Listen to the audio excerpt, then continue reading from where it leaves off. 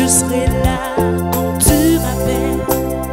Je n'aurai pas de retard, je n'aurai pas d'excuse. Et tu m'entendras te dire, me voici, envoie-moi.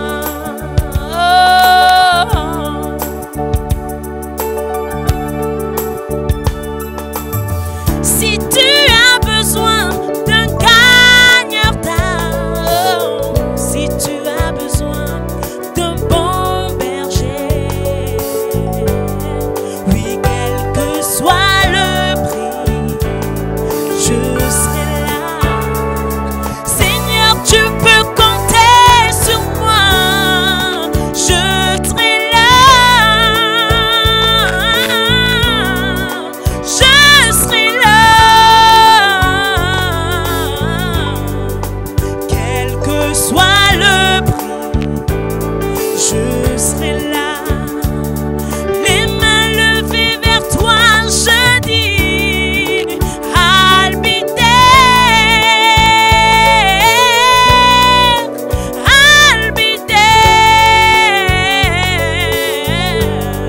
whatever the cost, baby, I'll be there. Oui, quand tu m'appelles, je dirai, je serai là. I'll be there.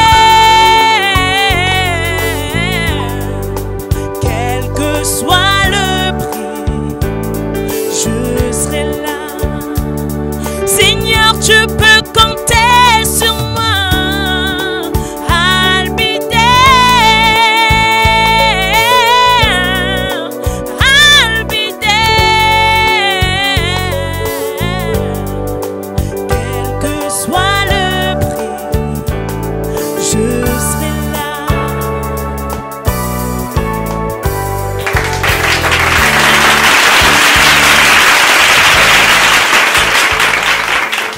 Si tu Vous souhaitez savoir comment réussir vos fiançailles. Vous souhaitez restaurer la flamme dans votre couple. Comment reconnaître son partenaire idéal. Des fiançailles au mariage et du mariage au bonheur. Comment s'y prendre. Le mauvais choix. Quelles sont les causes et les conséquences. Pour leurs 15 ans de mariage, le couple Bazabois nous livre leurs secrets pour un mariage réussi. Les jeudis 7, 14 et 21 mai, dès 19h. Sur l'émission 1001 questions. Exclusivement sur la page Facebook et la chaîne YouTube de l'apôtre évangéliste Georges Olivier Bazabois. Alors, connectez-vous. Pour toujours dans l'éternité.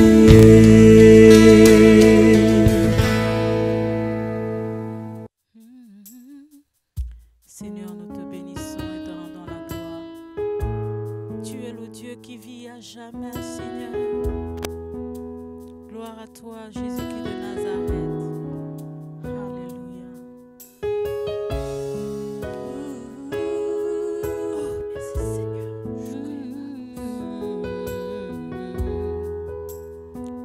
Merci Seigneur. Jésus, tu vis à jamais. Tu es digne de louange.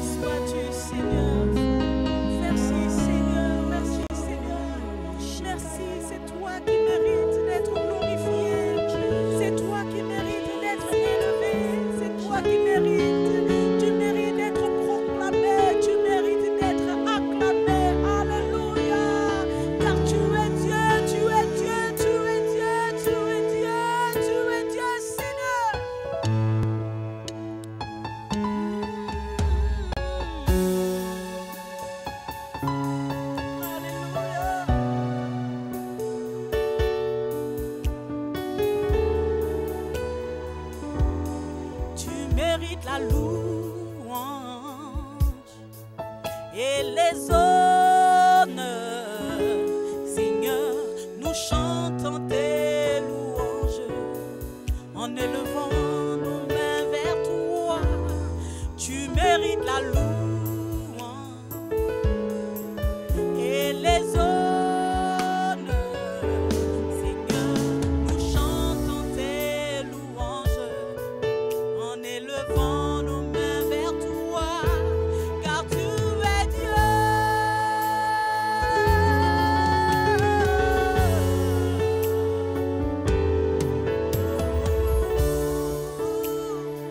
Alléluia, car tu es Dieu, Seigneur, car tu es Dieu.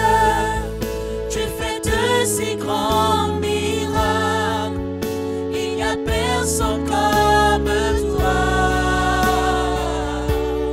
Non, personne n'est comme toi. Tu es Dieu. Tu fais de si grands miracles, il n'y a personne comme toi. Non, personne n'est comme toi. Tu mérites la louange, Seigneur. Alléluia. Tu mérites la louange et les honneurs.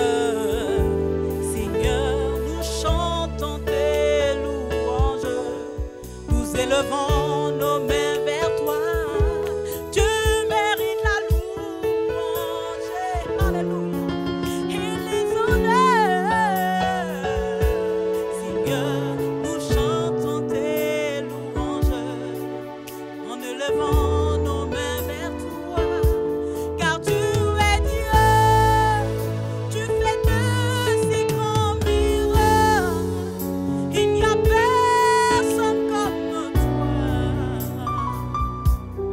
Non, personne n'est comme toi, car tu es Dieu.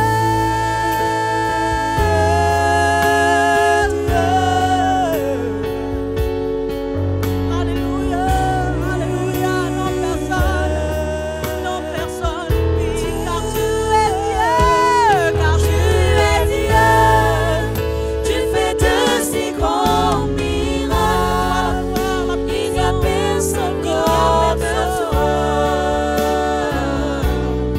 Non, personne n'est comme toi.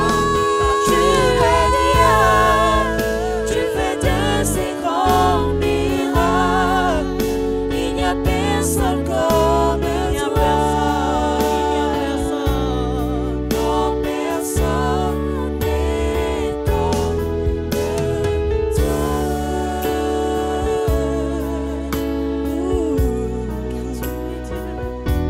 Car tu es Dieu. Tu fais de si grands miracles, il n'y a personne comme toi, Seigneur. Non, personne n'est comme toi, car tu es Dieu. Tu fais de si grands miracles, il n'y a personne comme toi. Non, personne n'est comme, car tu es Dieu. Tu es Dieu. Tu fais de si grands miracles, il n'y a personne comme toi. Il n'y a personne comme toi. Non, personne n'est comme toi, car tu es Dieu. Car tu es Dieu. Tu fais de si grands miracles, il n'y a personne comme toi. Non, personne n'est comme toi. Non, personne n'est comme toi. Non, personne n'est comme toi. Alléluia, nous te rendons la gloire.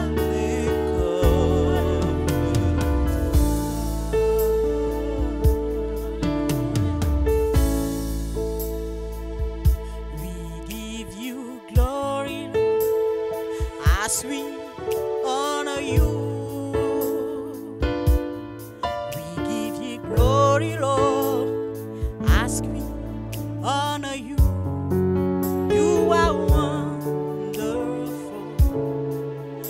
You are worthy, oh Lord. You are wonderful. You are worthy, oh Lord. You are wonderful. You are worthy, oh Lord. You are wonderful. You are worthy, oh Lord. We give you glory, Lord. Hallelujah. Give you glory, Lord, As we honor you. as we honor you.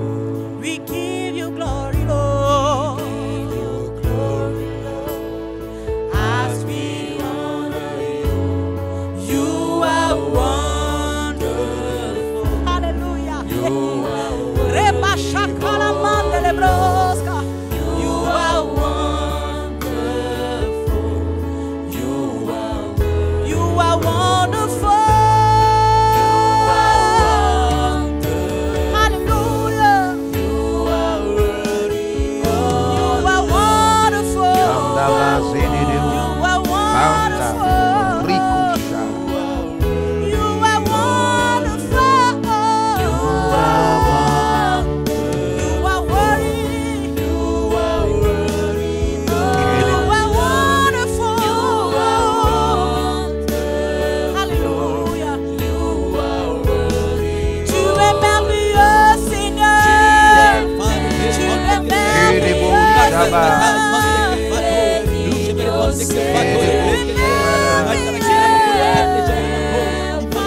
Alléluia. Tu es digne. Tu es digne.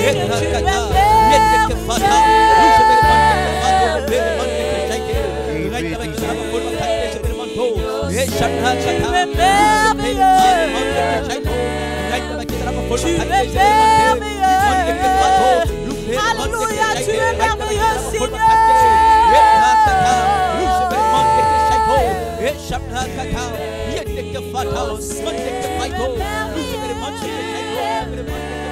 Tu es merveilleux, Seigneur, Seigneur.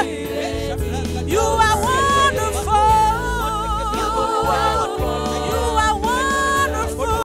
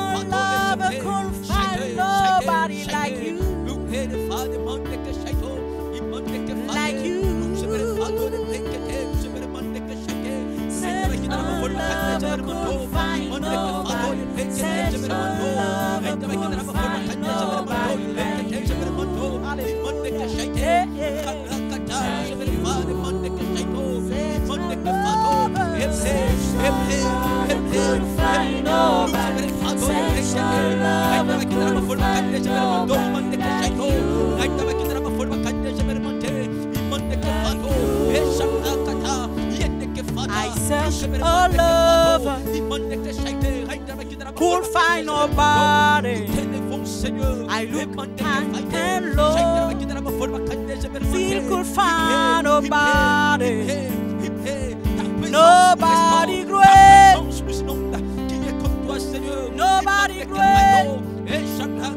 Nobody greater than you.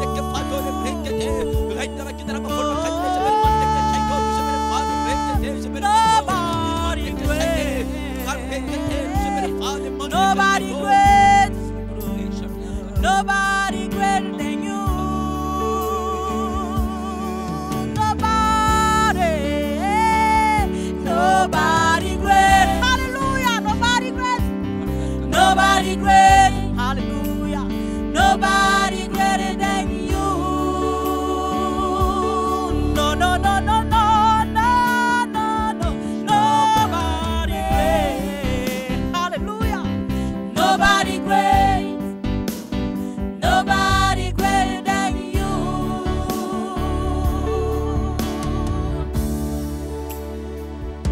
J'ai cherché partout, je n'ai trouvé personne. Du haut en bas, je n'ai trouvé personne. Personne n'est grand. Personne n'est grand. Personne n'est grand comme toi. Non, non, non, non, non. Personne n'est grand. Personne n'est grand. Personne n'est grand. Personne n'est grand. Personne n'est grand comme toi. Disons-le, Seigneur, personne. Personne n'est grand. Alléluia. Personne n'est grand. Personne n'est grand comme toi. Il n'y a personne. Il n'y a personne. Personne n'est grand. Yes. Alléluia. Personne n'est grand. Yeah. Personne n'est grand comme toi. Nobody great. Hallelujah. Nobody great. Yes. Hallelujah. Nobody great. Nobody greater than you. No, no, no, no, no, no, no, no. Nobody great. Nobody great. Hallelujah. Nobody greater than you.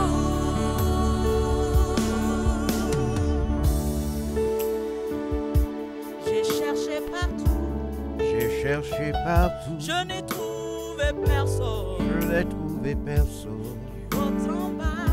Du haut en bas, Je n'ai trouvé je personne. n'ai trouvé personne. Personne n'est grand. Personne n'est grand. Nobody great. Dieu, Personne n'est grand comme toi. comme toi. Non, non, non, non, non. Eba Jaba Rebo Soko, Nobody great. Abarege Seketeri Babanto, Nobody great. Wimbala Maloko Lebede Basaka, Riba Shaba Rebo Bobo, Emanda Sekatara Dido, Nobody great. Tera Baradido, Nobody greater than you. Te Barada Baradido, Dido, Seke Baba, Eba Rebo Bobo, Nobody great. Nobody. Nobody greater than you. Nobody. Nobody. Abashabaraga Sekata, Nobody great. Kenderi Baba Basu, Nobody great. Imalakasu Kaba, Kandeba Shakaba Rido. Le nom de Jésus, personne n'est grand comme toi. Kaba Sheketeri Baba Sakaba, Nobody great. Ebando Rusuka, Allez, Nobody greater than you. personne n'est grand, personne n'est grand comme toi. Nobody great. Eba Rebandera Kaba Sakate, Nobody great. Karibaba Shabarido. Nobody greater than you. Personne n'est grand comme toi, Rabba Shaba, Rigeze katirebo. Nobody's stronger. Amandereso kabarebo. Nobody's stronger. Werebebebebebebe shekabarababa. Rebebebebebe shekabarababa. Rebebebebebe shekabarababa shakabarebo. Urababa shabarababa dereko. Ebare kanta soka. Ribo shaba dere kanto soka. Iber ribo bobo shabarababa dakatase. Remplis-nous de sagesse. Remplis-nous d'intelligence. Remplis-nous de révélation. Uraba shabarababa.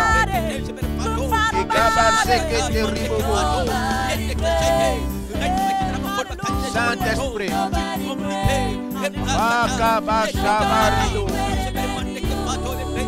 alléluia. Gloire soit rendue à Dieu. Maintenant, la faveur du Seigneur se dirige vers vous. À l'instant même, il est écrit que tout est possible à celui qui croit. Alors, si tu crois, reçois la faveur, une faveur spéciale. Reçois le toucher spécial de Dieu qui t'accorde l'ajout dans l'intelligence. Dieu ajoute sa sagesse. Il t'ajoute sa sagesse. Désormais, tu vois et tu penses comme Dieu. Tu reçois les choses comme Dieu. Les pensées de Dieu apparaissent dans ton cœur. Dieu te rend capable de prendre les décisions qu'il veut que tu prennes. Reçois-les dans le nom de Jésus-Christ. Alléluia. Amen. Voilà, bonsoir et bonjour. Nous sommes à notre semaine très spéciale de grande sensibilisation. Donc nous sommes là pour apprendre à ajuster nos pensées, nous rendre de plus en plus sérieux et sages. Je vous disais que ces moments sont à partager avec des amis, avec les parents dans la maison, avec les enfants aussi, avec toutes les personnes qui sont de près ou de loin proches de vous. Ceux qui partagent aussi votre intimité, c'est-à-dire qui sont dans votre maison, qui vivent avec vous. Parce que nous voulons être interpellés à travers la parole de Dieu sur la réalité de la pandémie. La réalité de la pandémie. Mais avant de rentrer dans le vif du sujet, je voudrais vous rappeler que nous sortons de la semaine de réinventons notre Église. Le but de cette semaine était simple. C'était un objectif, un but clair et simple. Il s'agissait pour nous simplement de comprendre, que l'Église est une entité spirituelle dont les portes ne peuvent pas se fermer, peu importe les circonstances. L'Église est si forte, si puissante, qu'au moment de l'annonce de sa création, de son début, Jésus a lié l'Église à la défaite du monde du séjour des morts. Jésus a dit, au moment où l'Église commence, les portes du séjour des morts, de l'enfer, ne peuvent pas, d'une manière ou d'une autre, se prévaloir ou encore dominer l'Église.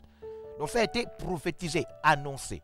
Ce qui signifie que peu importe ce que les gens pourront faire, le diable, les démons et même les hommes, peu importe ce qu'ils pourront dire contre l'Église, nous le savons déjà par rapport à l'histoire même de l'Église, rien ni personne ne peut arrêter l'œuvre de l'Église, la mission de l'Église et surtout la puissance qui maintient et qui est derrière l'Église. La puissance qui est derrière l'Église et qui maintient l'Église est si grande au point où peu importe les circonstances par lesquelles l'Église pourra passer, l'Église va se maintenir et Christ viendra prendre son Église. Alors c'est la première chose à retenir, rien ne peut arrêter ni fermer l'Église. La deuxième chose que nous avons voulu vous communiquer dans la semaine précieuse qui est terminée il y a quelques heures, c'est que nous sommes en réalité les pierres vivantes de l'église. C'est-à-dire, l'église ne peut pas se détruire ou se fermer parce qu'en vérité, elle ne repose pas sur des bâtiments, sur des lieux physiques situés sur un espace géographique. Non, l'église a pour pierre nous, des êtres humains. Et tant qu'il y aura des êtres humains susceptibles de se convertir, d'accepter Jésus dans leur cœur, il y aura toujours l'église. Le fait que l'église n'est donc pas géographique et physique rend l'église donc mobile et puissante. En ce que l'église peut être donc dans tous les pays du monde, dès lors où l'être humain se trouve sur toute la surface de la terre. L'église commence dans un cœur, se développe dans un cœur, elle devient puissante dans un cœur. Tout ce que l'église peut avoir comme capacité matérielle, etc., vient en réalité du Saint-Esprit qui injecte cela à travers le cœur de l'homme. L'église peut donc se retrouver dans un bureau, elle peut se retrouver sous un hangar, elle peut se retrouver dans une salle de classe, elle peut se retrouver à l'hôpital. L'église est si forte par le fait qu'elle est dans le cœur de l'être humain, sauvé par Jésus-Christ, qu'en réalité, personne ne peut donc finalement ni la déterminer, ni la localiser, et moins encore l'arrêter, puisque elle est dans le cœur des hommes convertis. Les hommes convertis ont donc la mission de se rendre dans toutes les nations et de commencer l'église qu'on voit. Parce qu'il y a l'église qu'on ne voit pas, c'est-à-dire celle qui est dans le cœur de l'homme, de chaque homme, et l'église qu'on voit. Donc la dimension qu'on voit, c'est le fait que l'homme réunit des personnes autour de lui, l'homme converti, 2, 3, 4 personnes. À partir de ce moment, vous avez la partie visible donc de l'église. Il y a la partie invisible qu'on ne voit pas, c'est-à-dire l'œuvre que le Saint-Esprit a fait dans le cœur d'un homme. Puis il y a la partie visible, le fait que les personnes se retrouvent au nom de Jésus-Christ, n'est-ce pas, autour d'un frère ou autour d'une sœur. Donc voici, la deuxième chose que nous avons voulu partager, c'est l'église est en nous. Elle ne peut donc pas être arrêtée. Et la dernière chose que nous avons voulu arrêter, c'est que la responsabilité de répandre et de maintenir l'église revient à chaque chrétien. Chaque chrétien a la responsabilité de partager sa foi. C'est la troisième chose, partager sa foi.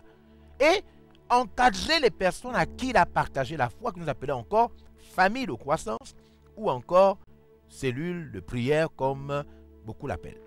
Voilà, donc voici 3 éléments importants que nous avons voulu partager pendant la semaine qui vient de terminer sur réinventons notre Église.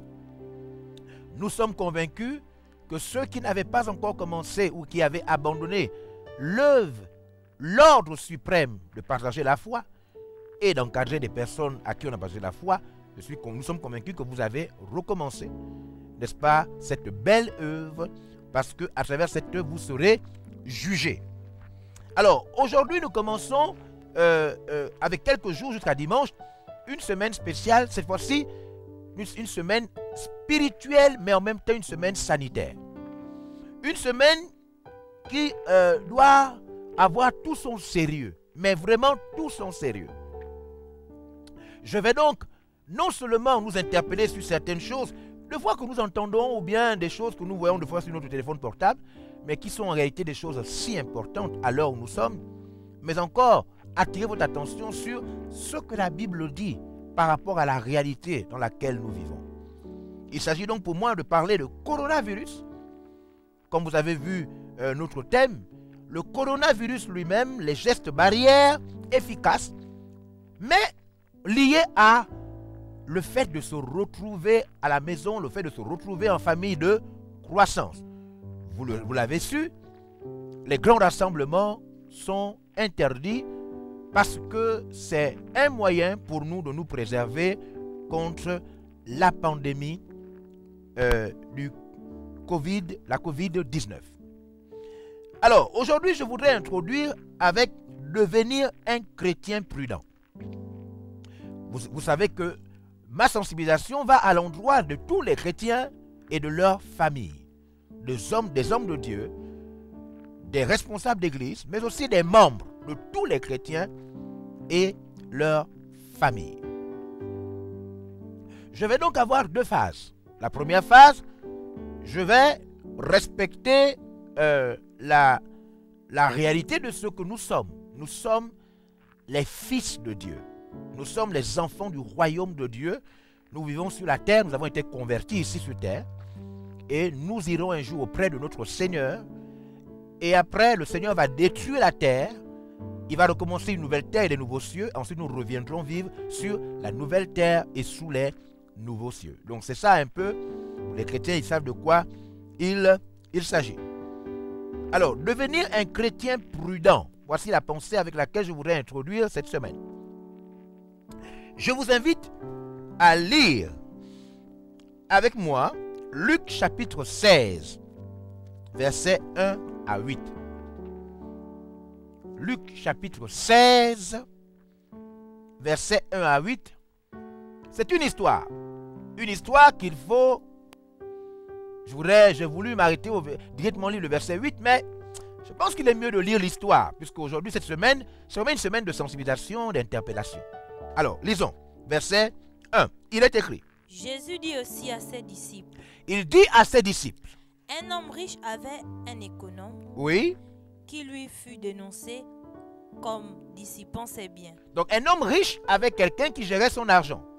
C'était certainement son intendant, peut-être son comptable, mais quelqu'un qui gérait ses biens. Et on a finalement informé à l'homme riche que cet économe, donc ce comptable ou bien ce gestionnaire, gérait très mal ses biens. Oui. Il l'appela et lui dit: qu'est-ce que j'entends dire de toi? Rends compte de ton administration, car tu ne pourras plus administrer mes biens. Voilà. Donc il avait entendu, s'est rendu compte que le monsieur gérait mal, et il a demandé le monsieur de faire un bilan de tout ce qu'il gérait. Le monsieur, après avoir fait le bilan, c'était clair, hein, il devait perdre son poste, il devait perdre son travail. L'économe dit en lui-même: que ferai-je, puisque mon maître m'ôte l'administration de ses biens? Travailler à la terre, je ne le puis. Mendier, j'en ai honte. Je sais que je ferai pour qu'il y ait des gens qui me reçoivent dans leur maison quand je serai destitué de mon emploi. Et faisant venir chacun des débiteurs de son maître, il dit au premier: combien dois-tu à mon maître? 100 mesures d'huile, répondit-il. Et il lui dit: prends ton billet, assieds-toi vite et écris 50. Il dit ensuite à un autre: et toi, combien dois-tu? 100 mesures de blé, répondit-il. Et il lui dit: prends ton billet et écris 80. Verset 8. Le maître loua l'économe infidèle de ce qu'il avait agi prudemment. Oui. Car les enfants de ce siècle sont plus prudents à l'égard de leurs semblables que ne le sont les enfants de lumière. Amen. Alors, vous avez compris l'histoire. Donc finalement, le serviteur, le banquier ou encore le gestionnaire, l'intendant, le trésorier, on peut l'appeler comme on veut, s'est rendu compte qu'il allait perdre sa place, son travail. Il allait être destitué. Il a donc fait venir des personnes qui avaient des dettes qui devaient son maître. Il a demandé à un: tu dois combien à mon maître? Le monsieur lui a donné la somme. Il a dit au monsieur: ok, je te réduis la somme. À un autre: tu devais combien à mon maître? Le monsieur lui a donné la somme. Il a dit: ok, je te réduis la somme. Tu ne paieras que ça. Ainsi, il a fait ça au moins à plusieurs personnes. Et donc, toutes ces personnes à qui le gestionnaire, le banquier ou encore le comptable a réduit la dette, vous comprenez? Toutes ces personnes avaient à l'intérieur de leur cœur quoi? De la reconnaissance. Pas envers le maître. Non, non, non. Envers lui. Alors, Jésus raconte cette histoire. Et ensuite, il dit que cet homme a été prudent. Puisqu'à la fin, le maître a été informé que finalement, son serviteur, avant d'être destitué, n'est-ce pas, a réduit la dette de tous les clients qui devaient au maître. Et donc le maître a été informé et le maître a reconnu que l'action qu'il avait eu à faire était une action prudente. Prudente. Alors Jésus récupère cette histoire. Il récupère cette histoire. Et là, il va nous dire quelque chose qu'il nous faut vraiment, et je l'ai dit une fois à un message, une chose qui doit attirer toute notre attention, et je vous invite à lire donc le verset 8. Il va faire une déclaration importante, mais trop importante même, ce que Jésus va dire. Oui. Infidèle. D'abord, le maître a loué l'économe infidèle. C'est-à-dire qu'il était infidèle, hein, normalement il méritait d'être emprisonné. Mais il a été trop prudent. Donc du coup, le maître a oublié son mauvais service parce que le maître a été interpellé par sa grande prudence. Et Jésus va dire quelque chose. De ceux qu'il avait agi prudemment. Oui. Car les enfants de ce siècle sont plus prudents à l'égard de leurs semblables que ne le sont les enfants de lumière. Alors ça, c'est une déclaration trop forte, trop grande. Pourquoi? Mais parce qu'elle vient du Seigneur des Seigneurs. Elle vient de notre Sauveur. Notre Sauveur, pour la première fois dans la Bible, j'espère peut-être que c'est pour la seule fois, mais pour la première fois dans la Bible, notre Sauveur, Jésus, le Seigneur, donne raison aux païens. C'est-à-dire, pour la première fois dans la Bible, Jésus reconnaît que dans certains domaines, les païens, les non-chrétiens, vous savez que dans la Bible, Matthieu chapitre 25, les païens sont appelés maudits. Vous le savez, non? Vous savez que dans la Bible dit que quand Jésus viendra séparer, il mettra à sa droite les enfants de Dieu, appelés encore les brebis, et à sa gauche, n'est-ce pas, les boucs, etc. Et Jésus appelle les personnes de gauche, il les appelle comment? Il les appelle les maudits. Donc, pour la première fois, le Seigneur dit que non, les païens sont maudits, mais quand même, quand il s'agit de prudence, quand il s'agit de vigilance, là quand même les païens dépassent les chrétiens. Alors là, on peut vraiment là s'arrêter par là et commencer, même s'il fallait faire une retraite, on peut commencer une retraite. Parce que si les païens sont plus prudents, si les païens sont plus prudents que les chrétiens, mais donc tout s'explique. On comprend maintenant pourquoi les païens, dans deux fois, tous ceux qui demandent de la rapidité, parce qu'il faut comprendre ce que c'est la prudence. Quelqu'un de prudent, c'est aussi quelqu'un qui anticipe. Il est prudent. Il sait que on ne sait jamais, une chose peut arriver, alors il fait quoi? Il anticipe. On lui demande, mais pourquoi tu fais déjà? Il dit, on ne sait jamais. Hein? Il est donc prudent. Quelqu'un de prudent, c'est quelqu'un de vigilant. Il est vigilant. Ce n'est pas quelqu'un qui dort. C'est quelqu'un qui est vigilant, qui est attentif. C'est quelqu'un de réveillé. Quelqu'un de prudent, c'est quelqu'un de... Vous devez comprendre ce que c'est la prudence. Quelqu'un qui est prudent. Mais au fond, c'est quelqu'un d'intelligent. Pourquoi?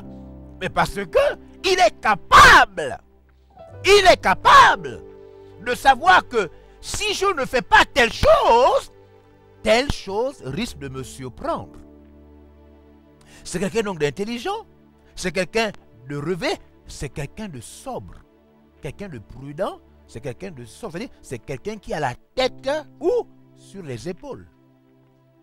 C'est quelqu'un de sobre, c'est quelqu'un de lucide. Vous devez... Non, mais comment Jésus peut dire, mais ça c'est trop fort. C'est trop fort que Jésus déclare. Et les apôtres ont réécrit ça, ils n'ont même pas modifié. Parce que les apôtres sont aussi chrétiens. Les apôtres eux-mêmes, c'est à eux que Jésus a dit ça. Donc là, ils ont fait preuve de vraie chrétienté.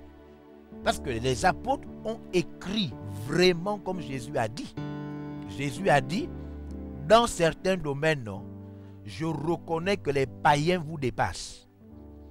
Dans la prudence. Ça veut dire, quand il s'agit d'anticiper, quand il s'agit de réfléchir, quand il s'agit de se dire, bon là, il faut éviter ça, sinon demain, attention, j'ai quel âge déjà?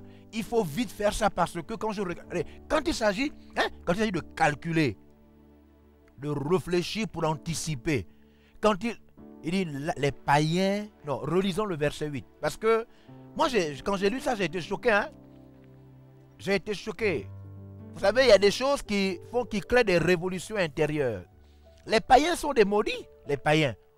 Mais quand Jésus, notre Sauveur lui-même, lisons.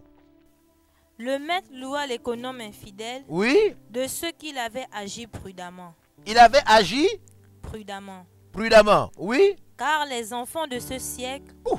sont plus prudents à l'égard de leurs semblables que ne le sont les enfants de lumière. Mais comment un païen va être plus prudent que moi? Comment un païen, comment un païen? Mais c'est Jésus qui dit ça, c'est pas discutable. C'est pas. Non, je suis choqué en même temps que je parle de ça. Je dis maintenant, je comprends. Alors, voilà ce que signifie être prudent. Parce que j'ai été obligé de rapidement d'aller sur le... Parce que ça me choque énormément. On dit que prudent, c'est être attentif. Donc, les païens sont plus attentifs que les chrétiens. Waouh. C'est pas vertueux. Prudent, c'est aussi être vertueux. Avoir des bonnes dispositions à l'intérieur de soi. Averti. Donc, les païens sont avertis par rapport aux chrétiens. Mais pourtant, les chrétiens parlent en langue. Pourtant, les chrétiens prient. Mais ils prient sans être avertis.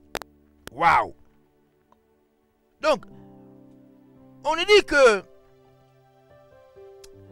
prudent, c'est être avisé. Habile. Non. On dit que prudent, c'est être sage aussi. Sage. Bon, là, quand même, ça choque. Hein? Réfléchi. Oh! Non, attendez. Donc, les païens sont plus réfléchis que nous. Et je vais montrer ça dans le coronavirus maintenant. Mais là, le Seigneur a des problèmes. Si le Seigneur, c'est lui qui a... Si le côté du Seigneur n'est pas très réfléchi. Si les fils de Dieu ne sont pas très réfléchis. Sérieux. Dit qu'être prudent, c'est être sérieux. Hein? Par exemple, tu dois dormir et puis, par prudence, on ne sait jamais, tu vérifies si les robinets sont arrêtés. Si la bouteille de gaz est arrêtée. Oui? Ainsi, il est sérieux. Il est prudent. Wouh! On dit que prudent, c'est être mesuré. Raisonnable. C'est ce que signifie être prudent. Bon, est-ce que, mesdames et messieurs, j'ai même avoir envie de m'arrêter pour revenir demain. Parce que ça me choque. Jésus, le sauveur de l'univers. Celui qui a dit que nous, les chrétiens, nous sommes les princes. Nous ne sommes pas la tête. Ah, il faut arrêter. Des fois, même les textes, ça, c'est même pas Jésus qui a dit ça, c'est l'Ancien Testament. Parce que Jésus, lui, l'a dit, les païens, les hommes de ce siècle, sont plus prudents. Il n'a pas dit qu'on n'est pas prudent, on est quand même prudent. Juste que les païens nous dépassent. Les païens nous dépassent dans la prudence. Mais quand vous êtes quand même un pasteur à la tête de l'église et quand vous avez l'expérience, vous comprenez quand même ce que Jésus a dit. C'est vrai, vous vous rendez compte que c'est quand même vrai. Les chrétiens passent leur temps à demander pardon, là où les païens ne demandent pas pardon. Vous savez, les chrétiens, eux, ils utilisent la Bible pour ne plus être prudents. Ils sont là, il faut me pardonner. Je comprends. C'est-à-dire, où le païen, lui, il fait son travail, hein, le chrétien, lui, sait déjà qu'il y a l'option pardon. Donc, qu'il fasse, qu'il ne le fait pas, il dit seulement,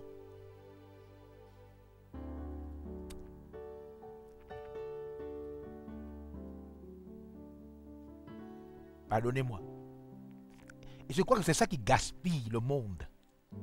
Ce qui gaspille le monde, c'est parce que chez les chrétiens, il y a l'option pardon.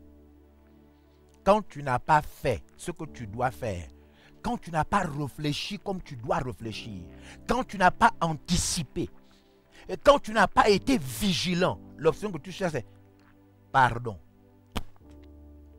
Et puisque les païens, eux, donc que ce soit leur contrat de travail, que ce soit dans l'entente, dans n'importe quoi, les païens n'ont pas l'option pardon dedans. C'est pourquoi les païens sont vigilants, prudents. J'ai appris il y a quelques jours, dans le cadre du leadership, une leçon qui m'a vraiment interpellé. J'ai découvert que il est plus facile de quitter de l'échec à la réussite que de quitter des excuses à la réussite. Il est plus facile, c'est plus facile de quitter de l'échec à la réussite que de quitter des excuses à la réussite. Parce que voyez-vous, celui qui s'excuse ou qui demande pardon, ça ne veut pas dire qu'il a compris la leçon ou encore qu'il va faire mieux. Non, non, non, non, non. Par contre, celui qui échoue, il connaît son état. Il sait que là, il a échoué. Alors il fait quoi? S'il veut quitter cet état, il n'a qu'un seul rêve, réussir. Par contre, celui qui s'excuse ou qui a encore des raisons, lui, il est prêt à rester. Parce que pour lui, il n'a pas échoué. Ce qu'il a fait n'est pas mal. Au fond, pour lui, ce qui est arrivé ne devait pas arriver. Normalement, ce n'est pas lui. Oui, quand un élève vient vous dire à la maison, papa, non, je n'ai pas échoué. Les professeurs ont mélangé mes notes. Ils ont oublié. L'élève là ne compte pas faire mieux. Il ne compte pas faire mieux puisque pour lui, il n'a pas eu une mauvaise moyenne. Ce sont les professeurs.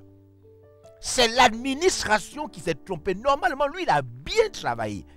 Oui, c'est pourquoi c'est vrai. Oh. Il est plus facile de quitter de l'échec à la réussite que de quitter des excuses à la réussite. La Bible dit qu'il y avait 2 hommes qui sont montés au temple. Un autre a commencé à trouver des excuses. Il dit, Seigneur, moi je ne suis pas comme le pharisien là, ou encore le publicain. Moi je fais ceci, je fais cela, je donne mes dîmes. Moi, Seigneur, moi tu peux me pardonner parce que je suis un gars bien. Je jeûne plusieurs fois dans la semaine, je jeûne, je prie beaucoup. Je suis quelqu'un de sérieux. Et il a dit qu'il y a un autre qui était là, un publicain. Il n'osait même pas parler. Il frappait seulement sa poitrine. Comme ça. Et Jésus pose la question aux disciples. Après la prière, qui est sorti pur? Et les disciples disent, celui qui frappait sa poitrine et qui n'osait pas parler. Oui, il y a une différence entre reconnaître l'échec et vouloir réussir que s'excuser. Tous ceux qui s'excusent vous promettent qu'ils ne vont pas réussir. Ils ne feront pas mieux. Allez, normalement, ce que les gens devaient faire, ce que nous les chrétiens devions faire, c'est on ne doit même pas parler. Parce que le silence parle mieux. Le son du silence est mieux que les excuses. Le son du silence. C'est-à-dire, on sent que là, tu es désolé. On sent que là, tu reconnais que tu as échoué. Mais quand tu dis non, au fond, mais toi, tu ne vas jamais aller loin. Parce qu'en vérité, celui qui s'excuse est très loin de la réussite. Très loin. Par contre, celui qui se tait et il reconnaît son état d'avoir échoué, il est proche parce qu'il connaît son état, il reconnaît l'échec. Et je pense que les païens sont vigilants parce qu'ils n'ont pas l'option excuse, que nous on appelle pardon. Ils n'ont pas ça. Le païen sait que s'il ne fait pas bien son travail, il perd son poste. Il ne fait pas bien ça, il reçoit un qualificatif d'incompétent. On lui dit, tu es incompétent. Il perd son salaire, Il va en prison. Les païens, eux, ils regardent plus la conséquence. Les chrétiens, eux, ils croient que puisque le sang de Jésus a coulé, il est mort à la croix. Son sang a coulé. Il a dit Elohim, Elohim. C'est-à-dire, il veut amener ça partout, à l'école, dans les administrations. Il serre mal les boulons, les vis de la voiture de quelqu'un. Quand la personne démarre, la voiture maintenant tombe. Il dit, le mécanicien chrétien dit, je sais que vous avez failli mourir, mais au nom de Jésus, pardonne. Mon parent, on a failli mourir, on te pardonne comment? Mon parent, on a failli mourir, on te pardonne comment? On voit ça, hein, des chrétiens qui oublient même de payer de fois l'électricité, le courant, même de l'église. Dit frère, on t'a donné l'argent, on ne t'a pas payé. Il dit oh, oh, oh. Mon parent, les grimaces que tu fais là, est-ce que ça amène le courant? Ça n'amène pas le courant. Les païens n'ont pas ça, les païens n'ont pas ça. Et je comprends pourquoi les païens sont vigilants. Parce qu'ils savent qu'ils n'ont pas l'option là. Des excuses religieuses. Des excuses. Les païens n'ont pas ça. Donc le païen c'est où il est bon, où il est mauvais. Fini. Le païen c'est où il est bon, où il est bon. Ils sont vigilants. Les chrétiens, eux, on ne sait même plus s'ils sont bons ou ils sont mauvais. On sait seulement que ils vont demander pardon. Ils vont demander pardon. C'est une déclaration de la part de Jésus. Les enfants de ce siècle, plus vigilants, raisonnables, conscients, lucides, avertis, réfléchis par rapport à ceux qui prient. Et je pense que nous-mêmes aussi, on fait tout pour gaspiller la chrétienté. Parce que même des fois, quand vous regardez sur les images que les chrétiens présentent souvent, ils présentent de fois un chrétien de foi ou bien une chrétienne qui s'habillait bizarrement, elle était païenne, elle s'habillait bizarrement, elle se coiffait bizarrement, un peu comme des prostituées, tout ça. Et puis après, ils montrent une autre photo quand elle est devenue chrétienne avec des longues robes, une longue robe jusqu'aux pieds. Et puis avec le chignon. Non, mais pourquoi vous ne présentez pas le chrétien? Elle dit il était fou, après il devient bien, intelligent, réfléchi. Pourquoi vous présentez il était fou, après il devient amorphe? Mais attends, le contraire de fou, c'est pas amorphe. C'est pas ma boule. C'est pas timide. Attends, quand tu n'es plus fou, c'est pas que tu deviens timide. Non. Les enfants de ce siècle sont, malheureusement, c'est la raison pour laquelle je serai là toute la semaine pour réveiller les chrétiens. En face de la pandémie, réveiller les chrétiens. Pour dire aux chrétiens que, mais attendez, chrétiens, vous êtes les enfants de Dieu, non? Vous êtes intelligents. De l'intelligence spirituelle. De l'intelligence spirituelle. Alors je suis sûr que vous m'avez suivi dans cette petite histoire. Je suis sûr que vous comprenez. C'est pourquoi, des fois même, les chrétiens sont tentés d'aller chercher les filles païennes. Parce que les filles païennes sont prudentes, même dans la préparation. Elles savent que, demain je vais me marier, il faut apprendre à préparer. Les filles chrétiennes sont en train de chanter les chants, les louanges. Elles chantent les louanges sans savoir préparer. Alors qu'elle va se marier, donc elle n'est même pas prudente. Elle n'anticipe pas. Il faut anticiper. Il faut te préparer. Avant de rentrer donc dans les éléments de sensibilisation, je voudrais vous dire, faire une déclaration par rapport à ce que Jésus a dit. Je voudrais vous dire qu'un chrétien doit dépasser 3 niveaux avant d'être conscient. Avant d'être conscient. Il doit dépasser 3 niveaux.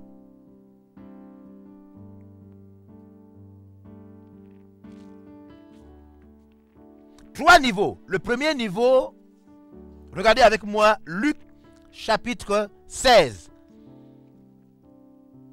Luc chapitre 16. Luc chapitre 16, nous allons relire cela, verset 8. Premier niveau qu'on appelle le niveau païen. Nous devons dépasser les païens. Dans la sagesse, la prudence, le fait d'être réfléchi, nous devons dépasser les païens.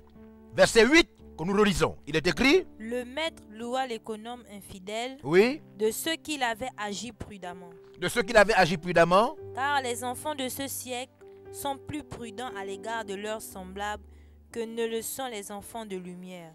donc, les enfants de ce siècle, dans ce passage, ce sont les païens. Premier niveau, c'est le niveau païen. Un chrétien doit dépasser les païens dans l'utilisation de son mental, de sa réflexion, de sa raison. Un chrétien est censé être plus raisonnable qu'un païen. Deuxième niveau, dépasser les religieux. C'est-à-dire ceux qui vont à l'église, mais qui ne sont pas chrétiens. Il n'est pas normal que les religieux soient plus raisonnables que les chrétiens. Matthieu chapitre 5, verset 20. Et après, je vais rentrer dans les éléments. J'espère que maintenant, tu vas en tant que chrétien être un peu sensible. Parce que Jésus a fait savoir que quand il s'agit des choses raisonnables, toi, tu n'es pas très réfléchi.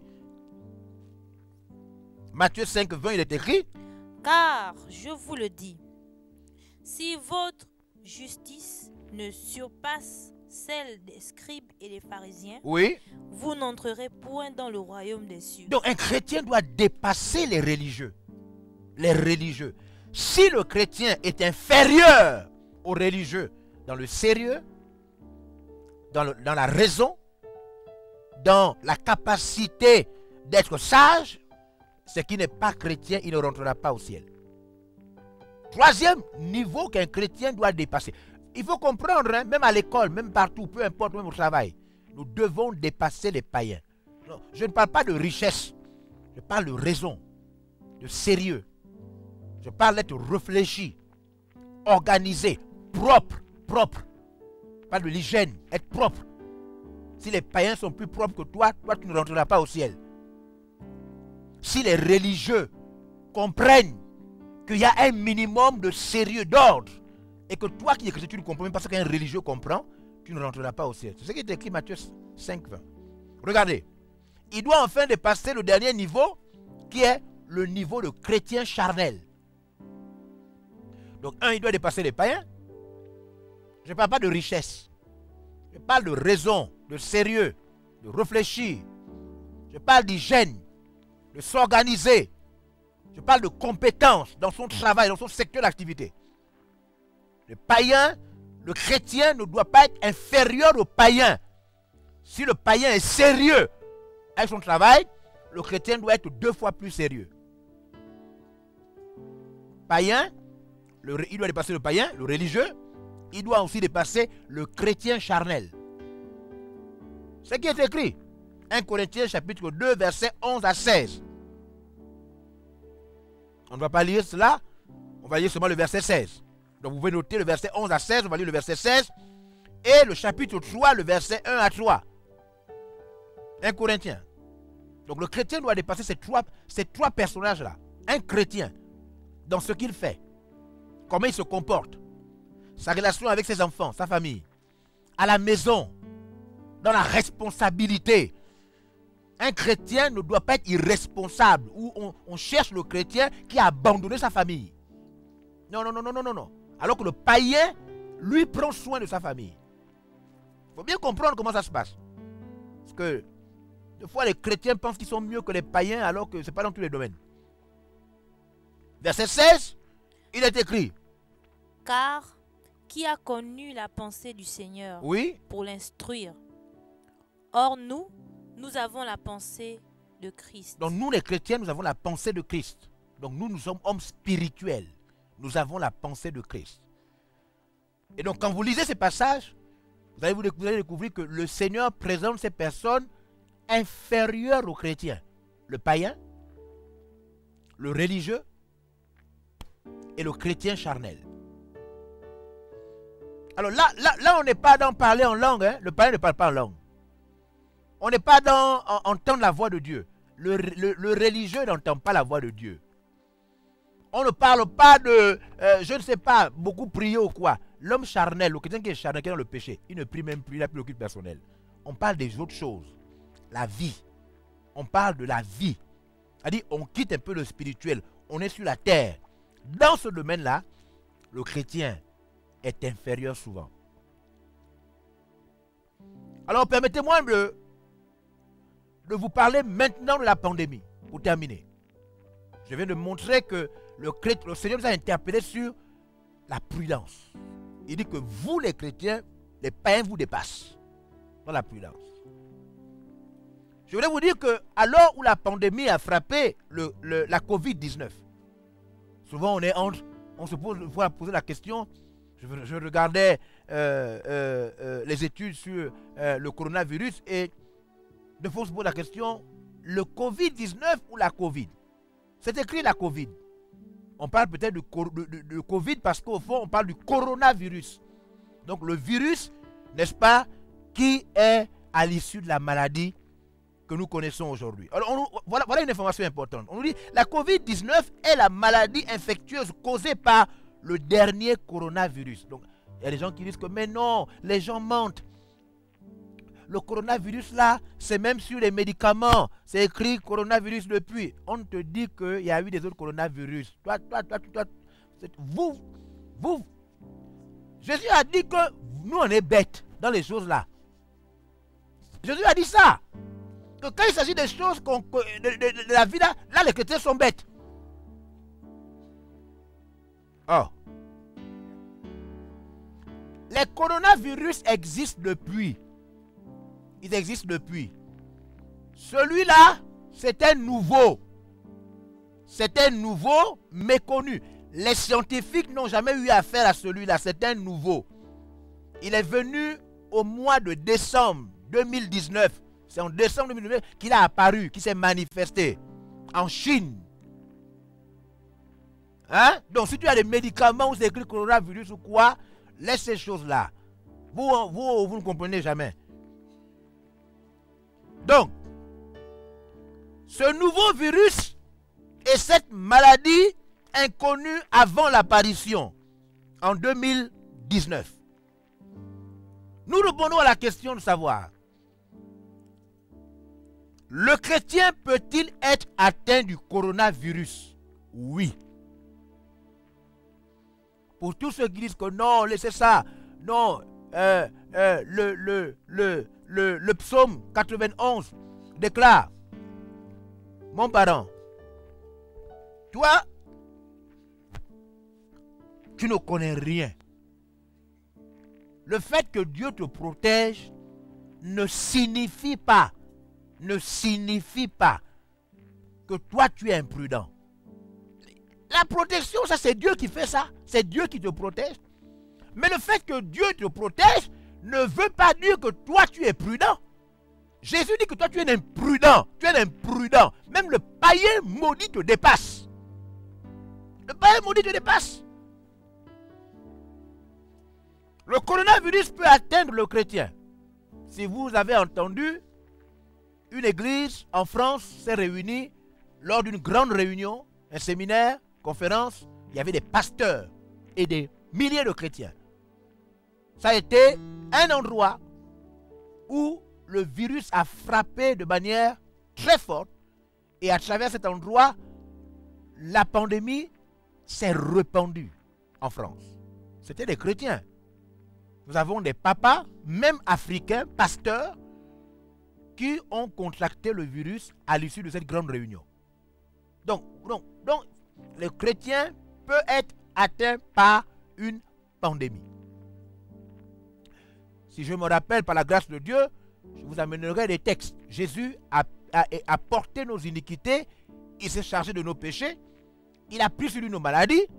Je vous amènerai des versets bibliques demain qui vont vous montrer des serviteurs de Dieu qui, malheureusement, ont été atteints de certaines maladies, même en face des apôtres. Où l'apôtre reconnaît que le frère là est malade. Paul dit, je l'ai laissé malade. Quand je partais, il était encore malade. Paul dit ça, c'est Paul qui dit. Paul qui priait pour les guérir. Paul dit, quand je partais, j'ai laissé le frère X. Il était encore malade.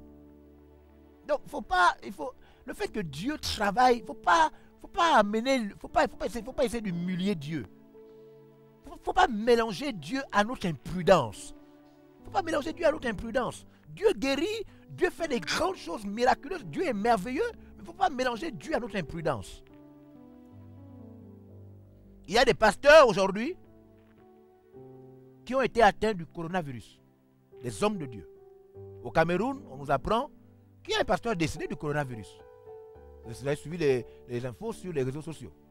Donc, il faut tous les chrétiens qui pensent encore que non, etc. Bon, il n'y a pas que les chrétiens. Hein. Il y a aussi, à part les chrétiens, même des païens qui disent que oh, laissez-moi sur le coronavirus, là, ça n'existe pas. Ça, c'est des gens, sont des gens très dangereux. Quelqu'un qui vous dit que la pandémie n'existe plus, s'il est dans votre maison, chassez-le. Parce que ça veut dire que lui-là est très dangereux. Quelqu'un qui est dans votre maison, qui dit que la pandémie n'existe pas, chassez cette personne de votre maison. Parce que ça, c'est quelqu'un de dangereux. Il peut aller prendre la pandémie, communiquer ça à tout le monde, puisque pour lui, ça n'existe pas. Alors, la COVID-19 est donc réelle. Cette pandémie, je ne suis pas médecin, moi je viens interpeller les chrétiens.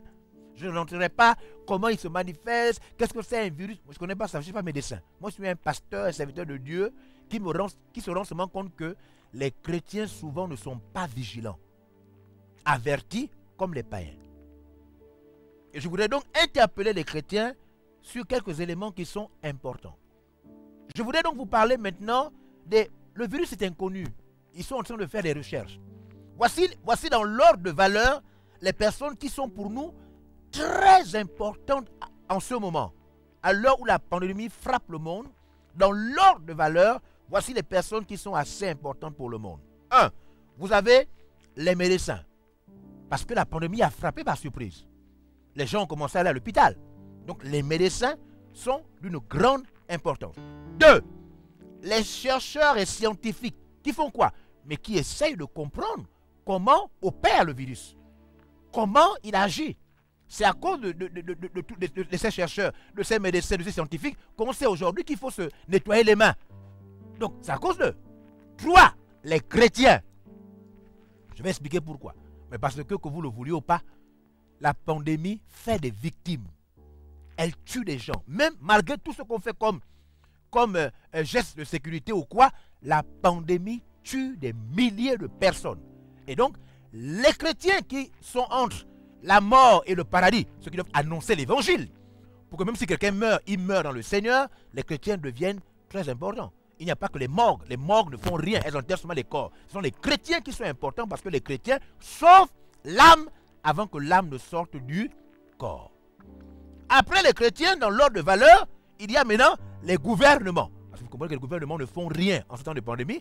Les gouvernements prennent seulement des décisions de confinement et puis ils ne font rien. D'autres gouvernements même font le désordre. Voilà. Et enfin, les journalistes et les ONG. Voilà, dans l'ordre de valeur, les personnes. Donc vous avez, je disais, les médecins, les scientifiques, les chrétiens, le gouvernement, les journalistes et les ONG. C'est dans l'ordre de valeur. Donc, vous voyez que quand je parle de chrétiens, je parle donc là de tous ceux qui annoncent l'évangile. Je ne parle pas de tous les chrétiens, hein. Je parle des chrétiens qui sont sérieux, qui annoncent l'évangile pour sauver les gens. Ce sont ceux-là, pas ceux qui racontent aux gens. On est en pleine pandémie, il y a ceux qui disent encore aux autres, vraiment, je vois ton mari arriver, je vois ta bénédiction. Mon pardon, ça c'est des choses qu'on fait quand il n'y a pas de problème. Ça c'est des mensonges qu'on fait quand il n'y a pas de problème. Là on a des vrais problèmes, il faut arrêter de faire des fausses prophéties aux gens. Quand c'est sérieux là. Hein? Il y a des gens qui continuent à faire des choses comme ça, même sur les réseaux sociaux. On parle des choses sérieuses, il faut sensibiliser les gens. Ils viennent encore faire des fausses prophéties là. Oh. Non, je te vois voyager. Il n'y a pas de voyage, les voies sont arrêtées. Tu vois quelqu'un voyager où? Ça, c'est des choses vraiment. Voilà. Donc, en tant que serviteur de Dieu, vigilant et prudent, je vais terminer donc cette séance en vous parlant de quelques gestes et mesures barrières. C'est ce que j'appelle les gestes barrières niveau 1. Parce que quand on dit gestes barrières en général comme ça, c'est pas vrai. Il y a des niveaux. Vous allez voir qu'à partir de demain, je vais venir avec le niveau 2. Vous allez voir que nous ne faisons pas attention à tout, même quand nous pensons connaître. Gestes barrières niveau 1. Le niveau 1, se réfère à ce que la plupart des gens ont déjà entendu.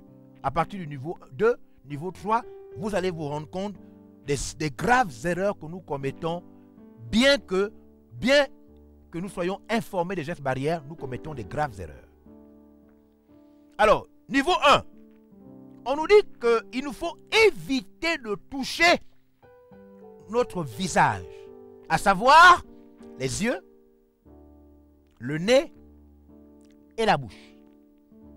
C'est la première chose à savoir. Ça veut dire, quand on dit, parce qu'il y a des gens là, eux, ils prennent le masque comme ça. Avant de mettre le masque, ils essuient leur visage avec leurs mains. Dans la sueur. Après, ils mettent le masque. Non, pardon, là, ne met même plus le masque, ça ne sert à rien. Là, ça ne sert à rien. Il y a aussi d'autres, il met le masque. Après, il voit la sueur, il fait quoi? Il prend la pochette. Ça fait 3 semaines qu'il a cette pochette, ou bien 2 jours, ou 4 jours. Il fait quoi? Il retire le masque. Il essuie le visage. Il remet le masque. Toi aussi, tu ne comprends rien. Donc, vous voyez, c'est pour vous dire qu'il y a le niveau 1 d'abord. Il s'agit de ne pas toucher les yeux, la bouche et le nez. Alors ça, c'est une chose qu'il faut faire attention. Pourquoi? Parce que la plupart d'entre nous touchent leur visage même sans le savoir. Oui. La plupart d'entre nous touchent leur visage même sans le savoir. Il y a même ceux qui sont incapables, à la limite, de ne pas toucher leur visage. Il y a ceux qui sont incapables. Et ce n'est pas le nez que tu tires, ce sont les yeux que tu frottes toujours, en train de frotter tes yeux. D'autres, on ne sait pas ce qu'il faut avec la bouche, mais bon. La plupart, d'autres, on est en pandémie, ils ont encore des chewing-gums à la bouche. Et après, il faut jouer avec la main, il fait sortir les gars le chewing-gum, il remet à la bouche. Bon, pardon. Toi, tu pêches. Ça, c'est un péché. Donc, il y a des gestes habituels. Et voyez-vous, la pandémie, quand elle vient, elle nous trouve avec des gestes, avec des habitudes. Mais le niveau 1 que tout le monde doit apprendre, même les parents doivent dire ça aux enfants. À l'heure d'une pandémie comme celle-ci, on ne touche ni les yeux, ni le nez, ni la bouche, sans être sûr qu'on sait désinfecter ou laver les mains. Ça veut dire que même lorsqu'on voudrait toucher le visage parce qu'on ressent quelque chose, il faut d'abord, il y a des gens qui sont en train de réfléchir, ils disent non, ce matin je ne suis pas sorti, donc je peux toucher mon visage. Bon, pardon, ce n'est pas un problème de sortir. Tu vas voir que même si tu n'es pas sorti, si tu n'es pas seul chez toi, ça veut dire qu'il n'y a personne.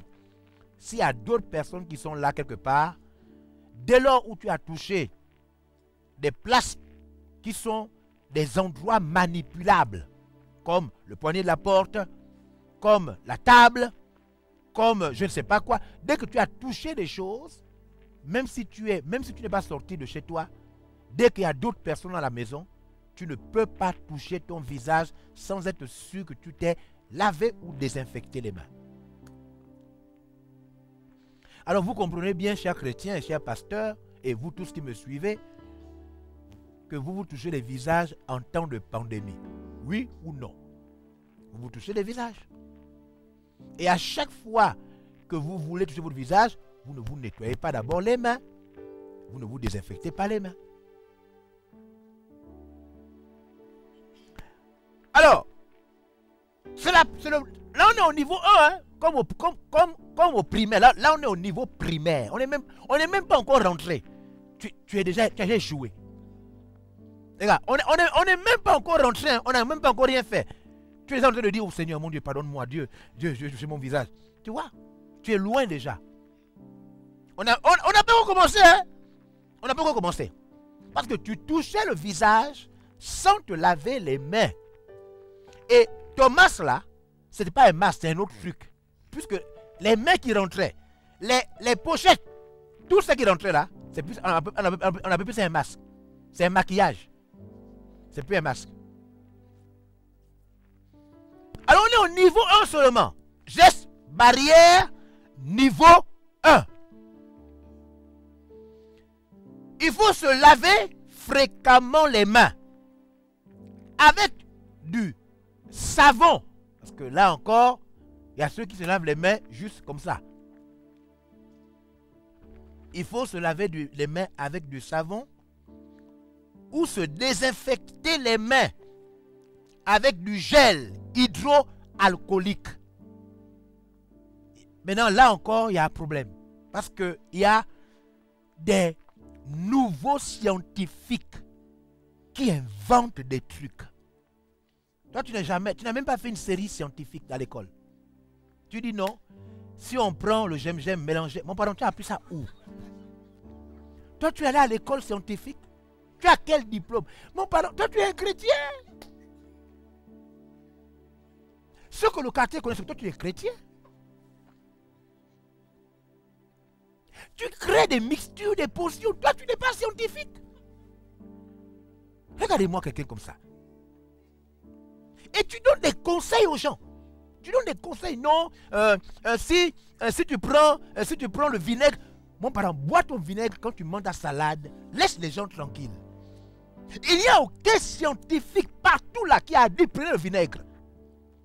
On te dit que c'est un nouveau virus. Tu ne connais pas comment ça vit. Tu vas suivre tout le monde. On va te dire que le produit qu'on doit utiliser doit avoir des substances d'alcool. Toi, tu vas prendre les trucs. Tu dis que non, il faut prendre ceci. Si tu mélanges ça, toi, tu es scientifique. Toi, tu n'es pas scientifique. Oh non. Jésus a dit, les chrétiens ne sont pas prudents. Les chrétiens ne sont pas prudents. Arrête de donner aux gens des faux conseils. C'est des péchés. Ça, ce sont des péchés. Tu inventes les trucs. Tu es un virus, toi. Est-ce que toi, tu es un virus? Pour savoir comment... Ce que le virus n'aime pas. Toi, tu es un virus. Toi, tu n'es pas un virus. Mesdames et messieurs, chers chrétiens, il ne faut plus écouter les chrétiens qui vous parlent là. Il s'agit de se laver les mains avec le savon. Ou de se désinfecter les mains avec tout produit dont les effets seraient semblables. Et ça doit être des produits officiels. Et celui qui est le plus connu est le gel hydroalcoolique.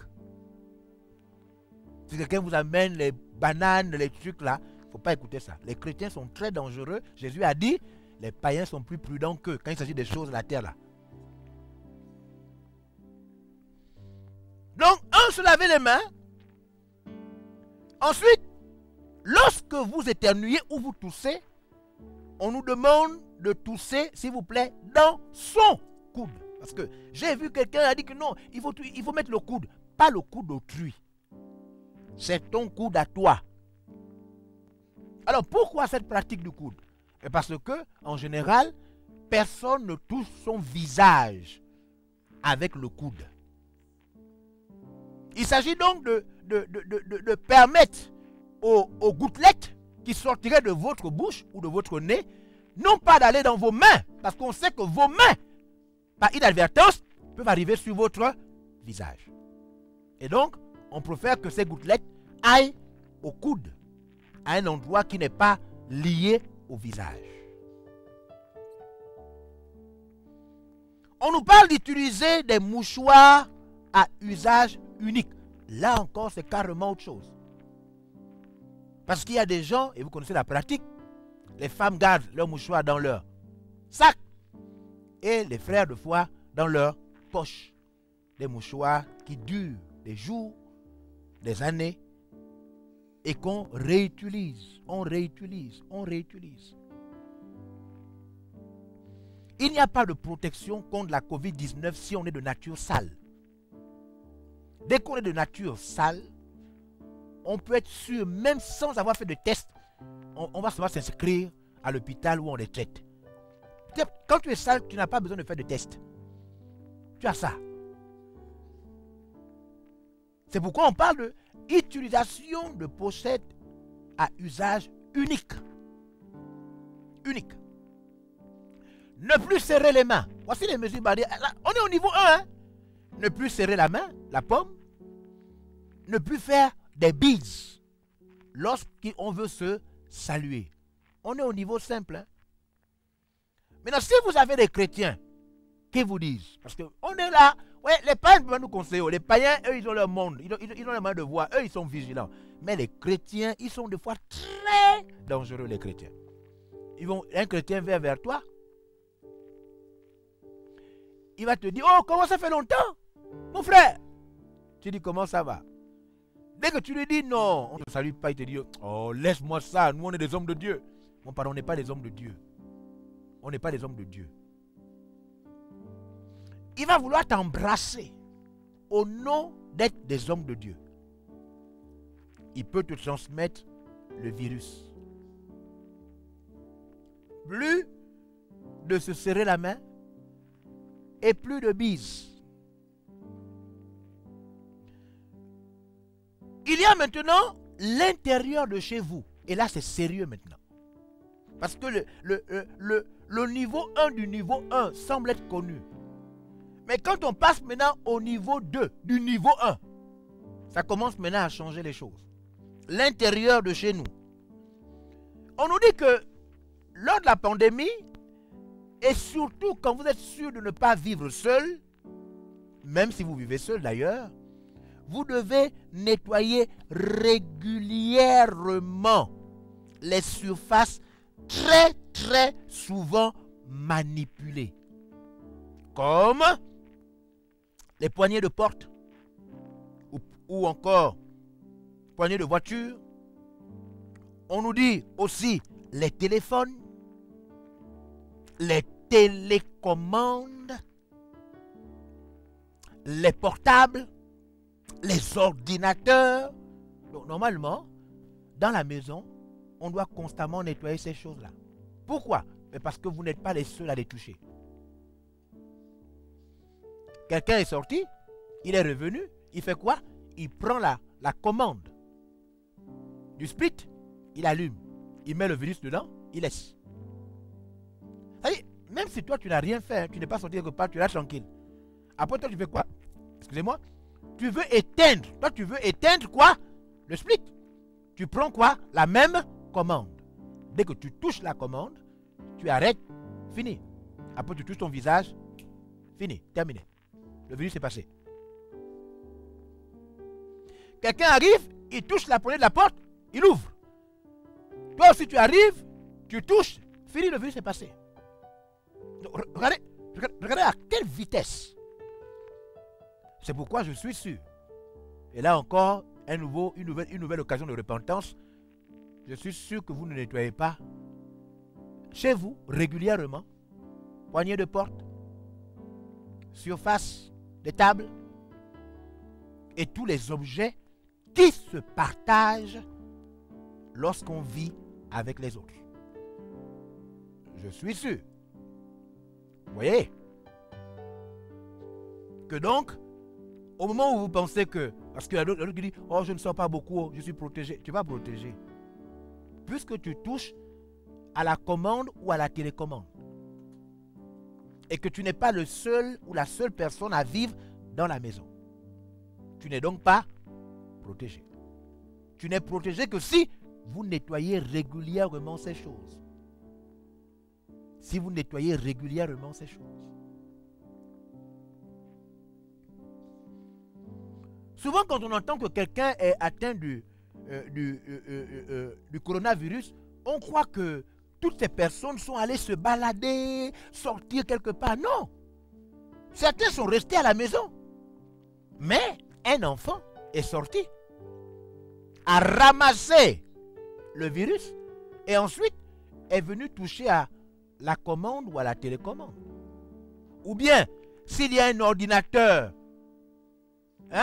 manipulable par plusieurs personnes, quelqu'un s'est mis sur l'ordinateur, a touché à l'ordinateur, il est parti, Une autre personne est arrivée, peut-être a fait une recherche, fini. Le virus est passé. Donc vous comprenez que quand on parle de prudence, on parle d'être très sérieux. Toutes ces surfaces et objets doivent donc être toujours désinfectés et nettoyés. Nous sortons donc de la maison et nous parlons du port du masque. Nous sommes au niveau 1. Hein? Au niveau 1 seulement. Au niveau 1, nous avons parlé des gestes élémentaires. Nous avons ensuite parlé de l'intérieur de la maison qui doit être régulièrement nettoyé, les parties manipulables, donc les différentes surfaces et objets. Et nous parlons maintenant du port du masque. Au niveau du port du masque, nous devons savoir que le port du masque est désormais obligatoire. C'est la première chose à retenir. Obligatoire.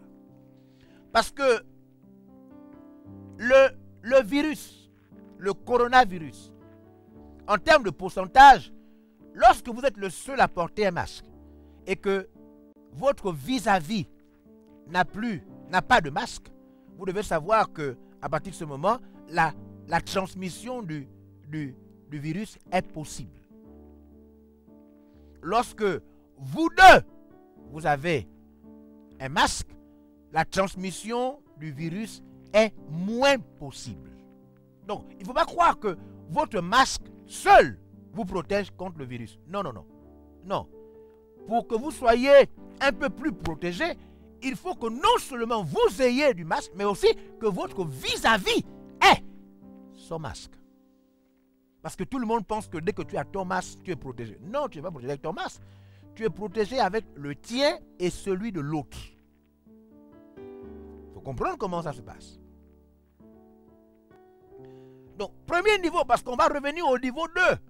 Dans quelques temps, vous allez voir que toutes ces choses-là, au fur et à mesure que les niveaux vont augmenter, on va voir que toutes ces choses-là, finalement, sont même quoi? Sont des choses vulnérables devant le virus. Mais on est à bon niveau 1 pour dire que ce sont des gestes barrières. Donc nous avons besoin tous des masques. Ces masques doivent être utilisés dès que nous sortons de notre cadre personnel, donc quand nous sommes en public. Ce masque doit être utilisé avec toute personne étrangère à nous. Ce masque doit être utilisé avec toute personne comportant des risques. Voici les différents risques. Toute personne qui présente une fièvre, des maux de tête, de mal de gorge, même si c'est un intime, dès qu'il a seulement mal à la tête, dès qu'il a la fièvre, dès qu'il a le mal de gorge, dès qu'il a la perte du goût ou de l'odorat, dès qu'il a des étouffements ou dès qu'il présente des apparitions cutanées sur la peau, ou bien on ne sait pas, des trucs bizarres. Parce qu'aujourd'hui, les scientifiques essaient de découvrir comment le virus travaille et quels sont les symptômes. Donc ne pensez pas qu'on a fini de l'étudier. On vous dit, voilà comment il se manifeste, mais sachez que demain, après-demain, on peut donner d'autres symptômes encore. Nous devons donc rester vigilants avec le fait de porter notre masque. Après le port de masque, nous avons un élément de geste barrière qui est d'une grande importance. Il s'agit de la distance. Rester éloigné d'1 mètre ou de plus. La distance. Alors, ça, ce sont des choses que même quand on regarde les chrétiens, on sent que les chrétiens ne croient pas au truc là.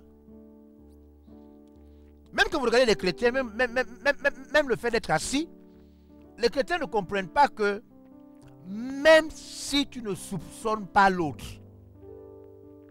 garder la distance d'1 mètre ou sinon 1,5 mètre.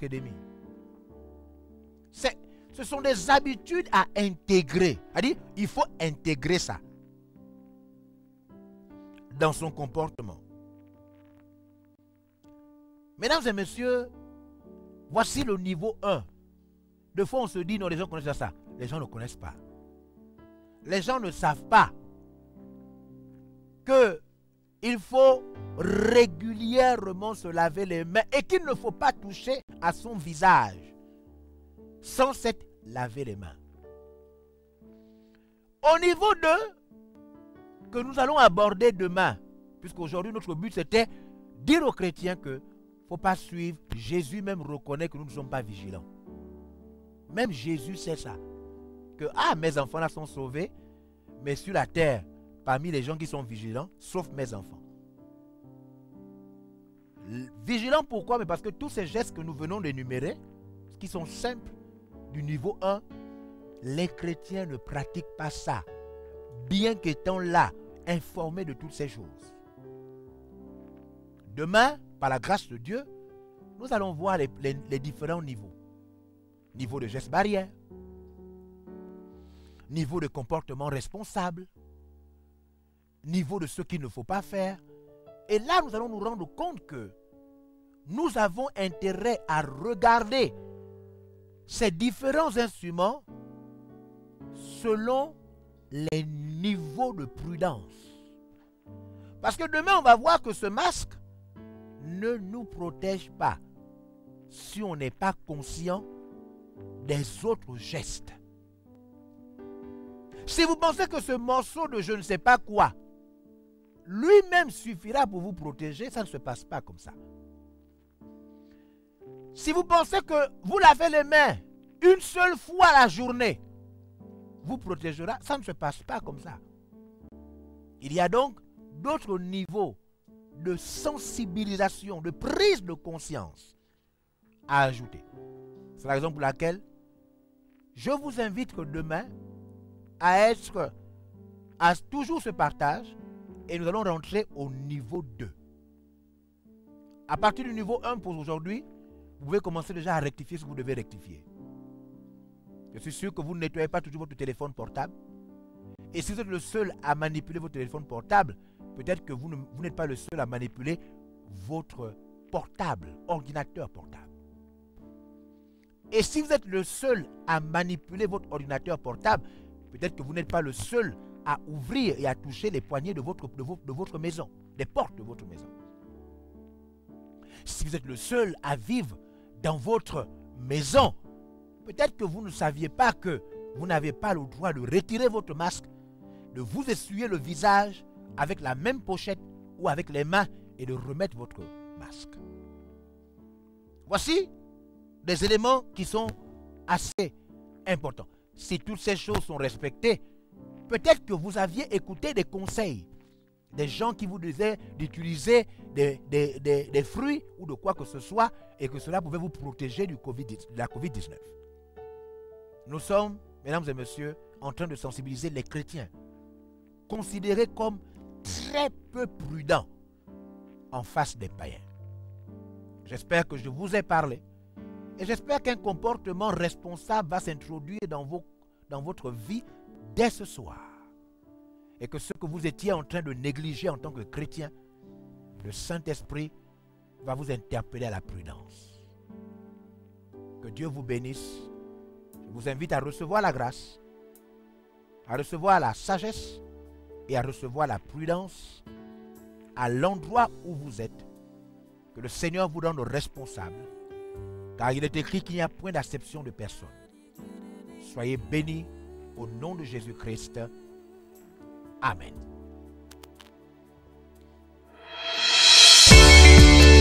Nous espérons que vous avez été bénis par ce message de l'apôtre évangéliste Georges Olivier Bazabois. Vous pouvez permettre à d'autres personnes de jouir de cet enseignement en devenant partenaire par vos dons, dîmes et offrandes au numéro de compte inscrit. Que Dieu vous bénisse, vous qui permettez à l'évangile de se répandre par votre participation financière.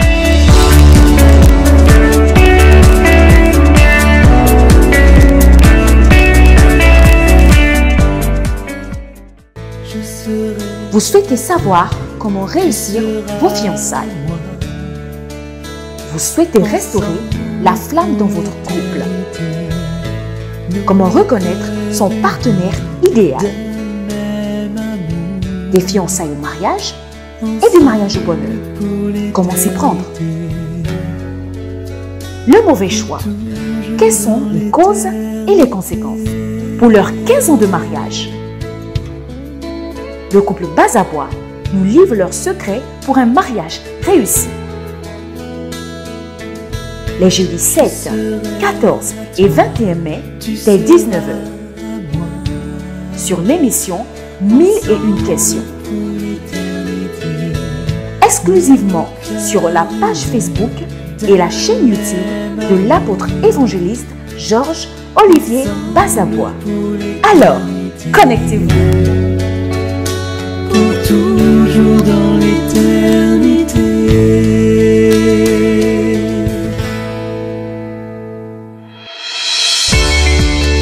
Nous espérons que vous avez été bénis par ce message de l'apôtre évangéliste Georges Olivier Bazabois. Vous pouvez permettre à d'autres personnes de jouir de cet enseignement en devenant partenaire par vos dons, dîmes et offrandes au numéro de compte inscrit. Que Dieu vous bénisse, vous qui permettez à l'évangile de se répandre par votre participation financière.